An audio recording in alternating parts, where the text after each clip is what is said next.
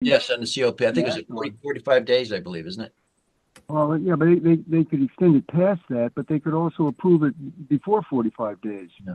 So insofar as we really need the Shellfish Commission's input on this, it might be useful, John, if we write. Yeah, I will. All right. I still have to get to delay any decision. yeah, I still have to get the application letters out from the last two reviews that I'm sorry, last two applications that we had reviewed. Yeah. So I'll add that to the mix. So just a quick question, maybe before we leave that topic, is it clear that the footprint, if you will, of the new dredging project historically matches a previously approved footprint? Is that clear? I'm going to make that assumption because that area was dredged previously. Okay. Yeah, and but I don't know what the circumstances were with regard to the previous, I guess, mismaneuvering, I guess, or the barges going over and scouring shellfish beds in that area. I'm not exactly sure exactly what had happened, but that was brought to our attention. Well, they were staying. From what I understand, they were going in, and then they stayed there. So low tide, they were laying on the bottom. Well, that's obviously that's contrary to our policy with regard to discussions with the harbor masters, so that the barges do not sit on the bottom for any appreciable tide length, and they move out of that area during low tide. Right, they got to be moved by half tide over there. Oh, okay, yeah. Mr. Hiltz made the statement, though, that it was the route that the barges were taking to leave Wilson Cove that caused the damage. And then we had discussed talking about this with the Bureau of Aquaculture to see what sort of conditions could be placed in a COP approval concerning how the barge would leave the area. We haven't done that yet. But if we can get the letter off, John, asking if no. Yes, I'll do that. Be made until after the next Shellfish Commission meeting. In the meantime, we can conduct more research. Yeah, I'll CC you on all those comments in the application, Steve. Thank you. You guys happen to remember who the applicant was? Person, agency? Water Dog LLC. Okay.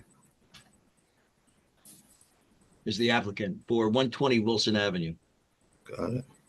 Do you know if Deep was notified the last time they did this and had the problem? I don't know. Okay. Just asking. Yeah. I believe they were, but we can double check on that because Mr. Hilt said a complaint was submitted the last time that this was dredged, and I don't know what the remedy may have been, but we can do more research into this. We'll investigate that and get that information to you. Yeah. Thank you. You guys could continue if you like. That's all that I have for that particular. All right. Well, I think John would want to comment on some of the things I might say too. And I guess I'll start with the most significant matter, and that's the Eversource matter that we talked about at your meeting last month, at which time we had it was called a proposed draft final decision, which was signed by Deep and Eversource, and we talked about the concerns that we had with that because that proposed draft decision didn't mention the Harbor Management Commission. Talked about the proposal being consistent with the Harbor Management Plan and a number of other things that we talked about that were of concern, especially given all the time that we have spent reviewing both the Walk Bridge and the Eversource project.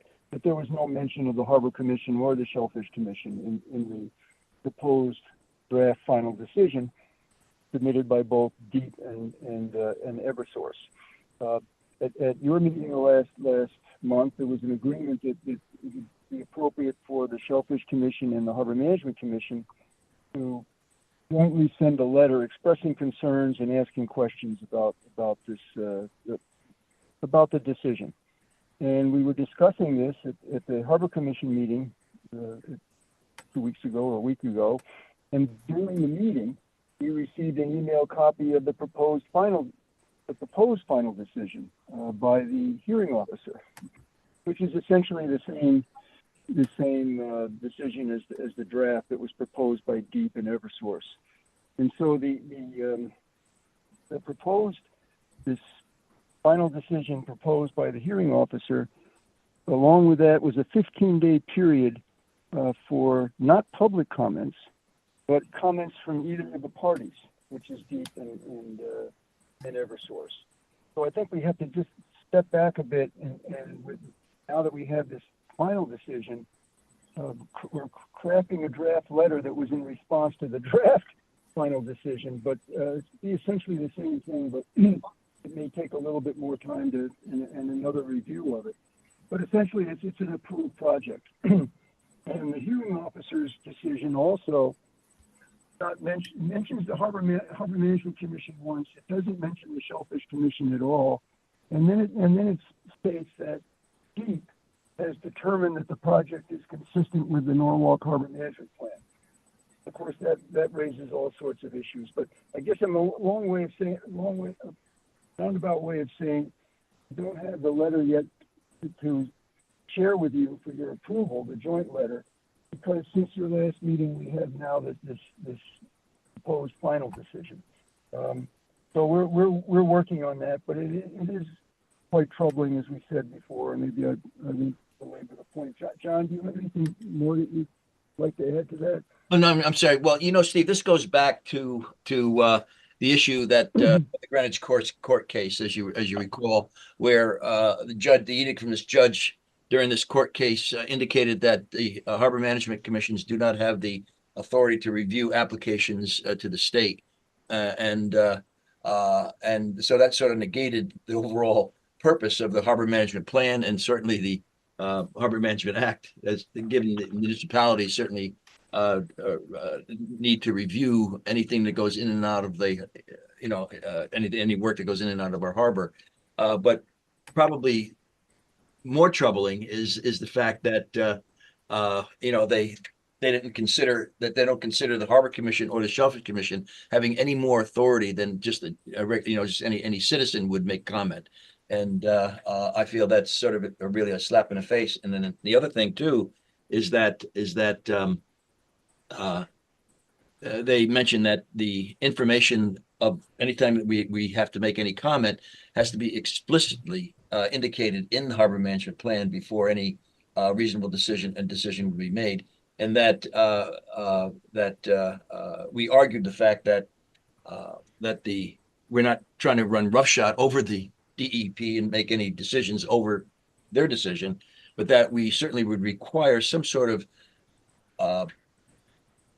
explanation as to why they chose a different act or different venue or different decision to make, so that we at least are familiar with and how we can handle certainly any dissension or any kind of contradictions that might come up in subsequent applications of that type, and why they made that particular decision. And that's all we were asking for, that they at least make comment as to why they chose a different tact or a different avenue.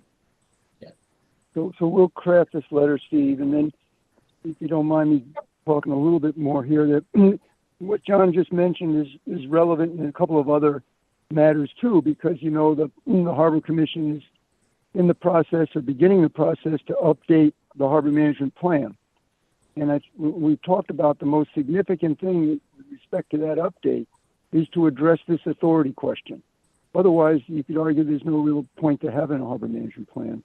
And the authority also affects shellfish management, because the authority of the Harbor Management Plan, the plan talks about the protecting and enhancing shellfish resources and incorporating the recommendations of the Shellfish Commission. So the plan, the decisions of the Harbor Commission and the recommendations pursuant to the plan can serve to advance your goals and objectives. But if it's Deep feels that it has no weight, then what's the point? So anyway, we need to push this issue of the authority, and the next legislative session will be coming forward in another few months, and we really need everybody's support to try to clarify and modify or amend the harbor management statutes to make it clear that DEEP has to listen to the Harbor Commission's recommendations. That's one other point. The other point is that I guess you know that there was an update of Chapter 69 of the City Code, which is the Harbor Management Ordinance. And I guess when this was discussed by the Harbor Commission or proposed, the update was only to deal with mooring permit fees. But unbeknownst to us, the ordinance was sort of changed, updated in a comprehensive way, but without consulting the Harbor Commission. And I think, not to argue that some of the changes are, not correct, but it could have been, we could have achieved, some improvements, I think, if the commission had been involved. And it points out, I think, that if the city is going to update, ordinances that affect a municipal commission, that commission should be involved in the review of it. That's another point that I wanted to make.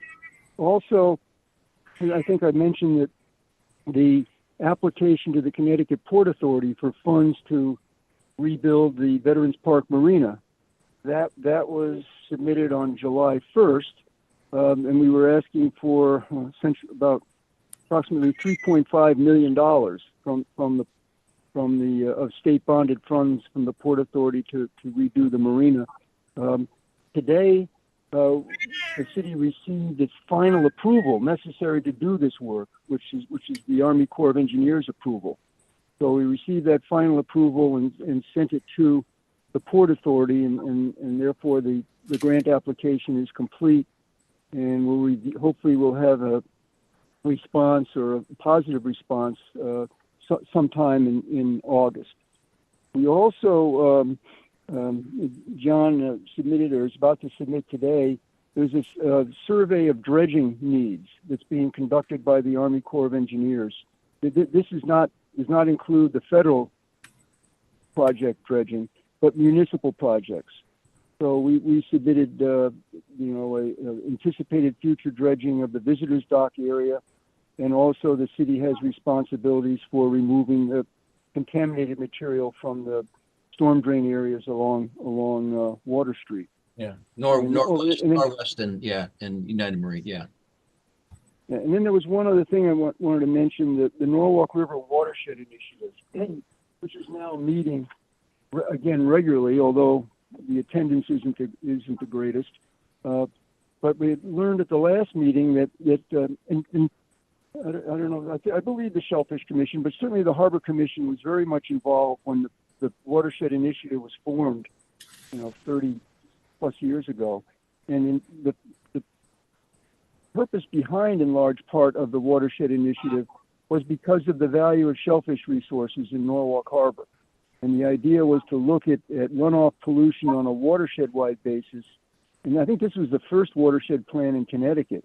But again, because of the potential impact of runoff and bacterial pollution on shellfish resources.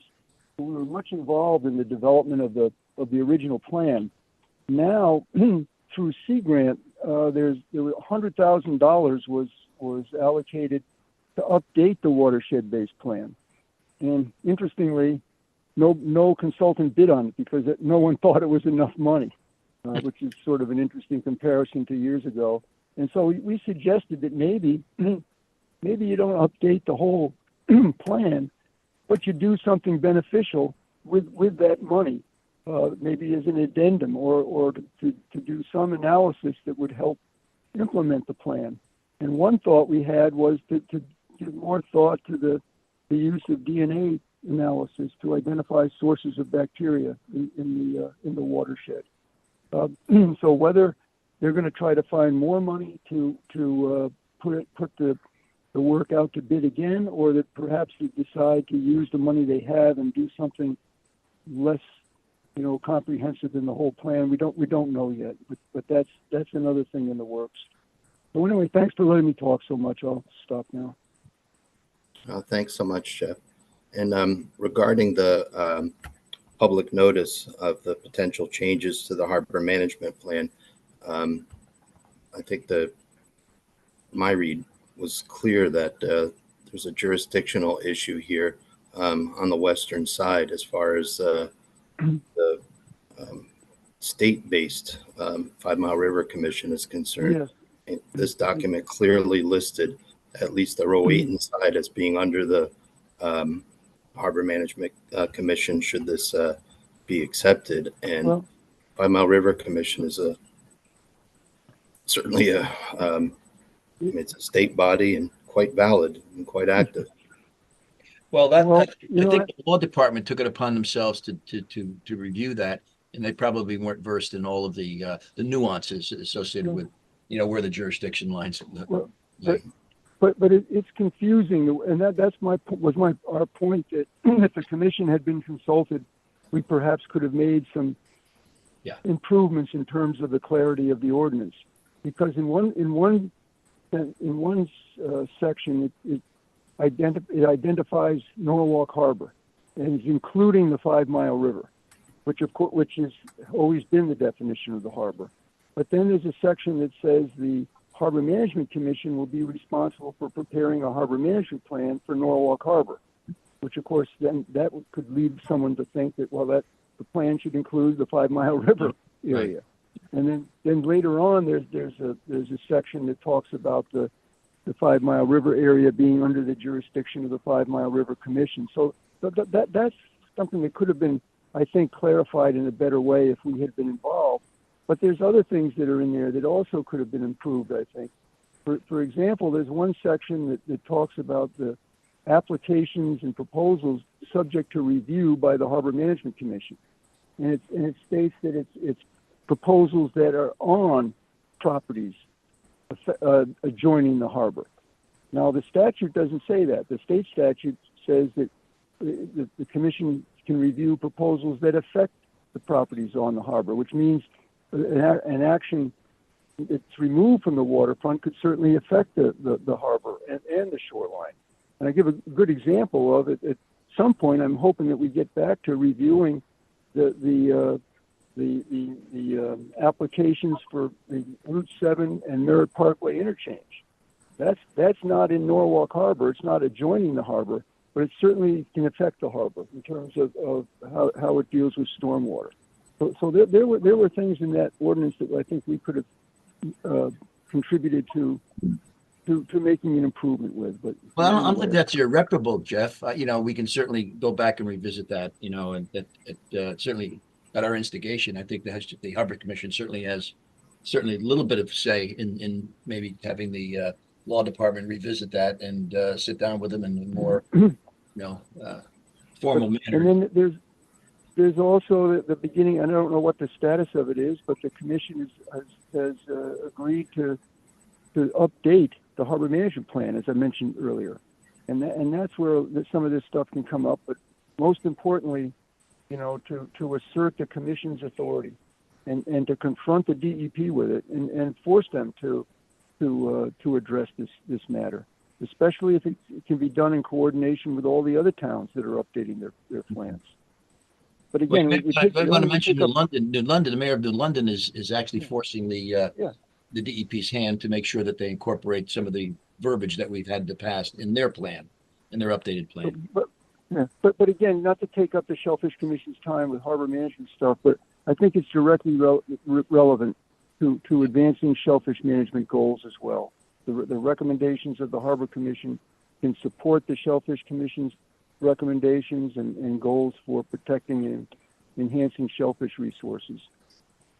And dealing with such things as when applicants propose to dredge through the natural shellfish beds to get to deeper water, like our project we reviewed several years ago. Thanks, Steve. Thank you, Jeff, and thanks, John. Great report, as always, and very important stuff. That ends the committee reports. If I may have a motion to accept them as presented. I make a motion, Pete Johnson. Thank you, Pete. And a second? I'll second that motion. Thank you, Jordan. And all in favor? Aye. Committee reports pass. Old business on the agenda, we have 28 Shorefront Park.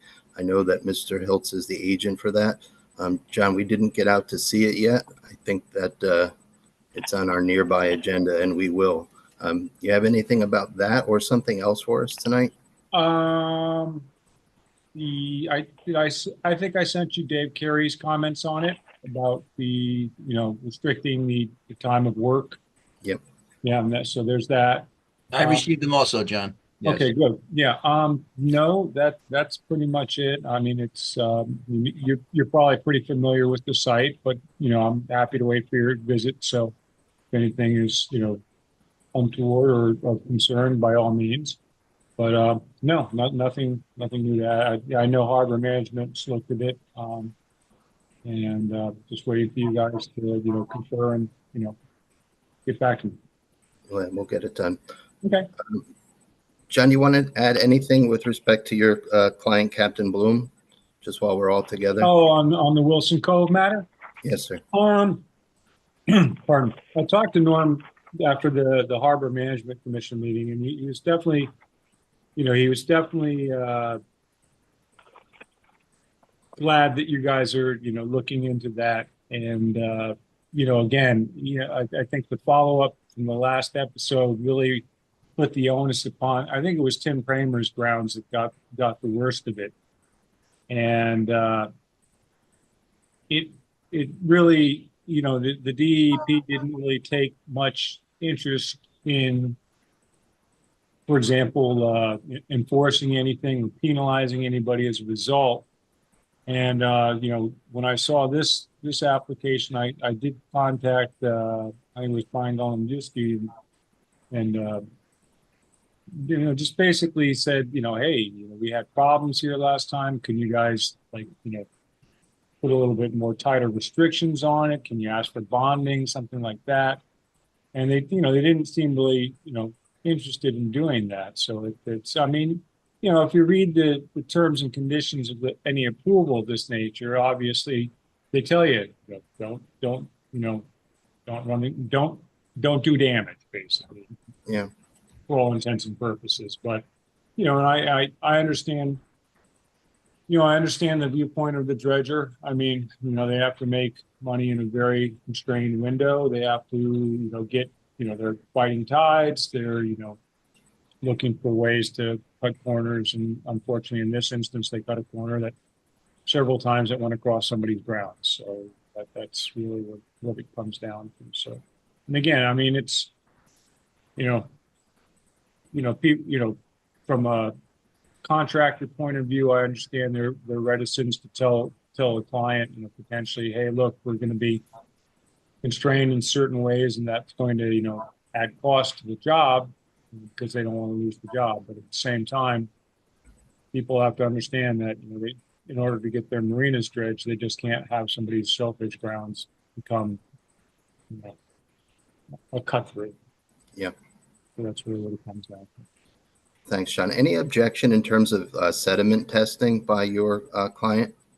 No, I think I mean, if they're at the point where they're able to get to an application, they've done so. I don't know how familiar you are with the process, but basically, by the time you submit that certificate of permission application, you've already submitted the test, examples, data to the Army and the DEP. And, they've made a determination about whether or not, they're willing to allow it to go in water. Yeah, the applicant had mentioned, well, it was mentioned that the dredge material, the material, I should say, disposal has been approved for unconfined open water disposal. There you go. Yeah. So that can go to Western probably. So Right, and that's exactly where it's going. Yeah. They didn't mention any need for cap. Yeah. So That's good news. Yeah. Anyone have any questions or comments? Questions for Mr. Hiltz? Hearing none, that'll close old business. There is no new business on the agenda. We won't be together until Labor Day. Anyone have anything to say before we adjourn? And again, hearing none, I'll gladly accept a motion to adjourn. I make a motion, Pete Johnson. Thank you, Pete. And a John second. Page, seconds. Thank you, Commissioner Pagler, and all in favor. Aye. Aye. Thanks so much. John Hiltz will be in touch, okay? All right, thank you, Steve. Have a good rest of your summer, everybody. You too. Thank you Take all. care. Thanks, Daniela. Thanks again. Thank you, Bye. guys.